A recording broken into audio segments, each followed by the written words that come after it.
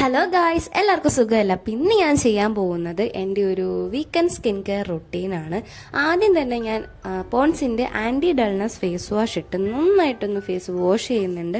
ഇത് clinically proven ആയിട്ടുള്ളൊരു face വാഷാണ്. ഇതിൽ നയാസിനമൈഡും വൈറ്റമിൻ B3 ഉള്ളതുകൊണ്ട് നമുക്ക് ഫേസ് വാഷ് ചെയ്യുമ്പോൾ നല്ലൊരു ഡിഫറൻസ് കാണാൻ പറ്റും. അതിനുശേഷം ഞാനൊരു ചാർക്കോൾ മാസ്ക് അപ്ലൈ ചെയ്ത് കൊടുക്കുന്നുണ്ട്. ഇത് ഞാൻ എപ്പോഴും ഒന്നും ഇടാറില്ല, വല്ലപ്പോഴും മാത്രമേ ഇടാറുള്ളൂ.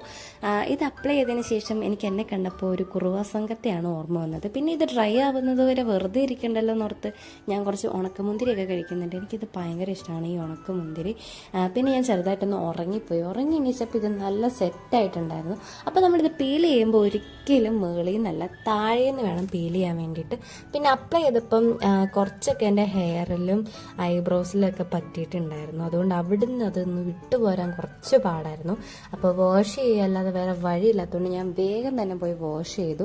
വാഷ് ചെയ്തിട്ട് വന്നപ്പോഴേ നിങ്ങൾക്ക് കാണാൻ പറ്റും എൻ്റെ ഫേസിലൊരു ഗ്ലോ ഒക്കെ വന്നിട്ടുണ്ട്.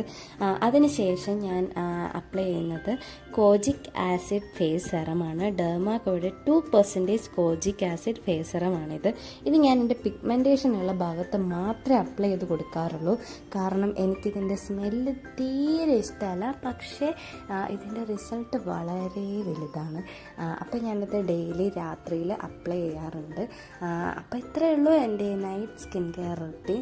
അപ്പോൾ അടുത്ത വീഡിയോ കാണാം. ബൈ.